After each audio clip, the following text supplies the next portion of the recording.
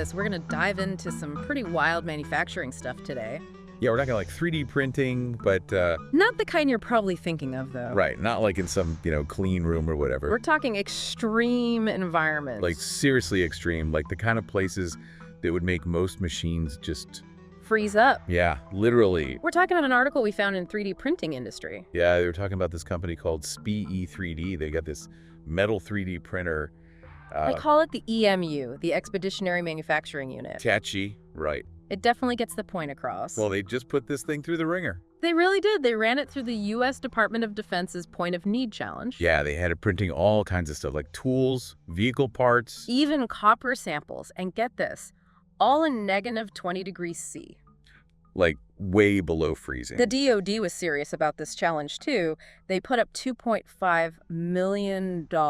Man, industry partners kicked in another $700,000. So, obviously, they're pretty interested in this technology. You can see why, right? Like if you're trying to get supplies to some really remote... Or like a disaster area. Yeah, exactly. It's a total logistical nightmare. And the EMU just sidesteps all that. Totally. It's on-site manufacturing, so you cut down on all that downtime. Not to mention all the risks of relying on... Supply chains, yeah, which are always vulnerable, especially in those kinds of situations. And this isn't even SPEE3D's first time dealing with tough conditions. No, they've actually proven this tech out in the Australian outback. Which, if you don't know, is like the opposite of freezing. Yeah, scorching hot. Byron Kennedy, SPEE3D's CEO, he even said that their printer can work, and I quote, from anywhere and in most weather conditions with the same successful outcomes. Yeah, that's pretty bold. It is, but the tech backs it up. This isn't just hype. So you're probably wondering how this thing actually works, right? I am, yeah. It sounds kind of like magic.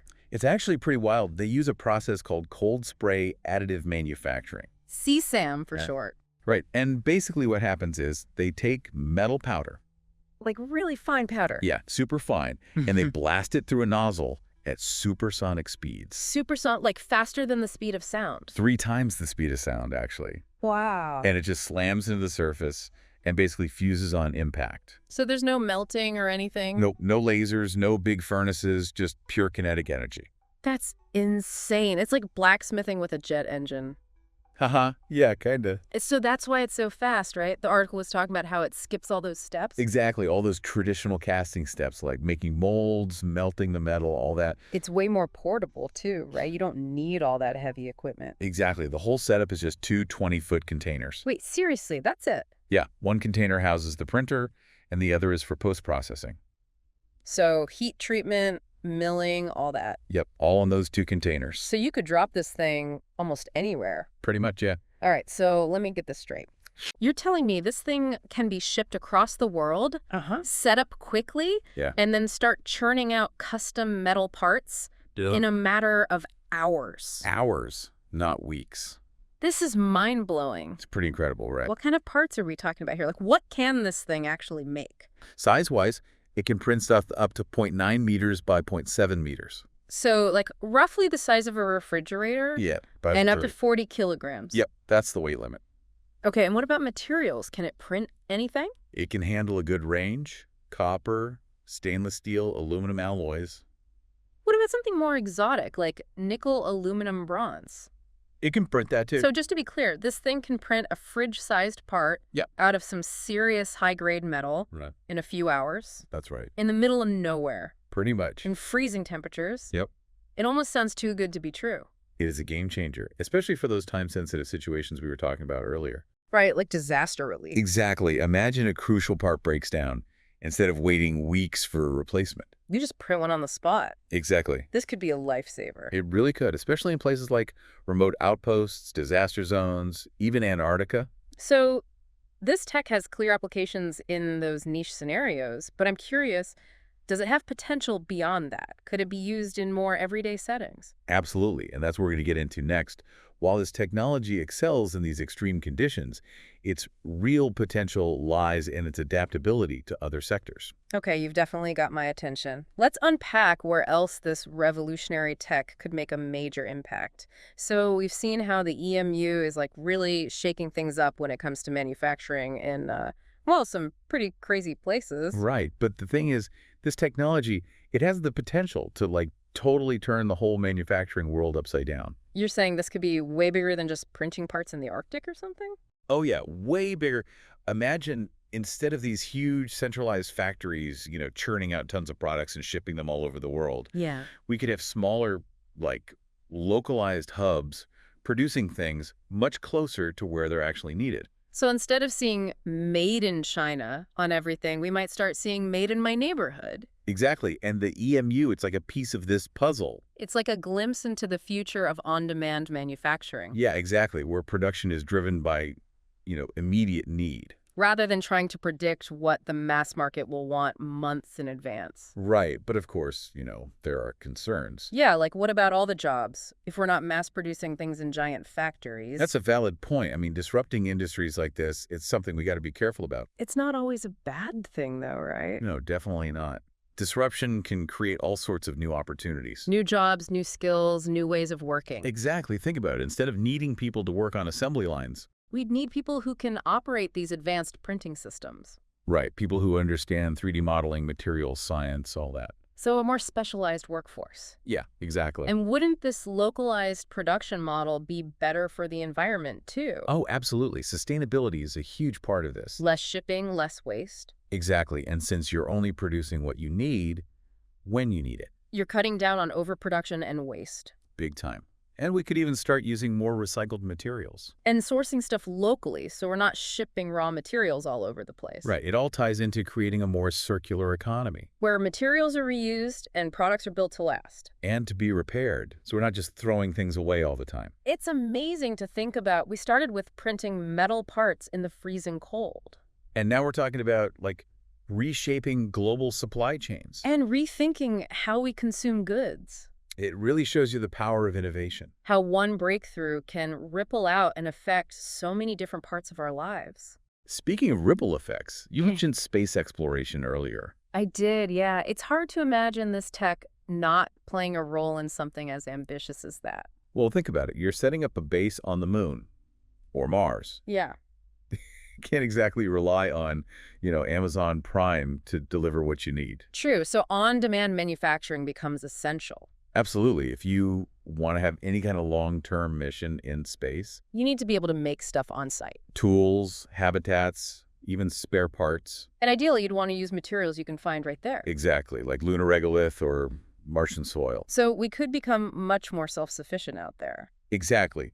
But of course, the EMU itself might not be the perfect solution for space.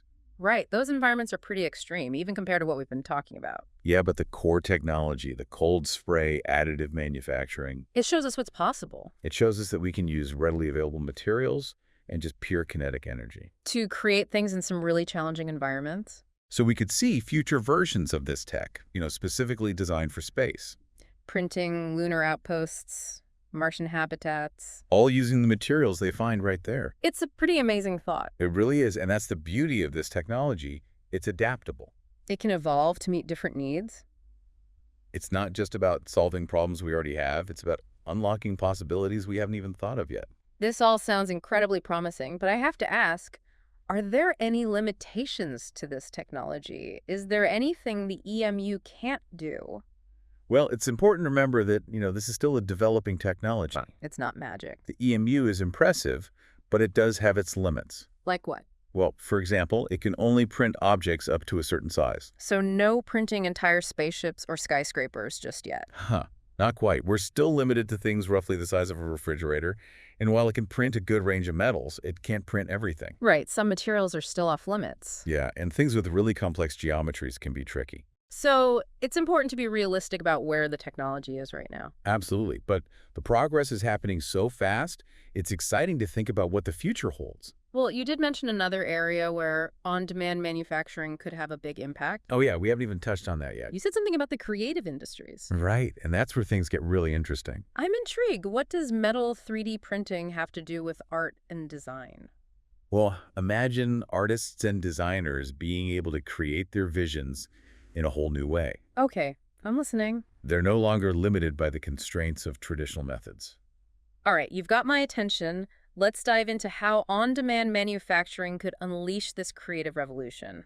Okay, so remind me again how we got from printing metal parts in extreme environments to a creative revolution in the arts. Well, imagine a sculptor, right? They can print these super intricate metal designs right from their computer model. No more chiseling away at stone for weeks on end. Exactly. No heavy lifting, no limitations from traditional methods like casting or welding. So they can experiment with like way more complex forms and delicate structures. Yeah, things that would have been impossible before. Almost like they're painting with metal layer by layer. That's a great way to put it. And architects, think about them. Oh yeah, they could print these detailed scale models of buildings. With super intricate facades, all in metal. That would be amazing for presentations. You'd get a real sense of the design. Totally. And fashion designers, they could get in on this too. Oh yeah, I can see it now. Custom jewelry, all these intricate patterns. Every piece unique, totally personalized. And what about like 3D printed metal fabrics? Oh, that's a cool idea. Lightweight,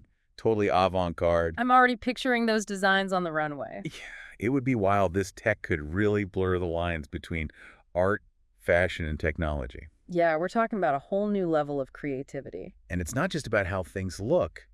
Think about musicians. Musicians, how would they use this? Well, they could work with sound engineers, 3D printing experts. To create instruments with like totally unique sounds. Exactly. They could experiment with different metal alloys, create these crazy internal structures. So we could hear sounds we've never heard before. Exactly. Imagine a world where every instrument is totally one of a kind.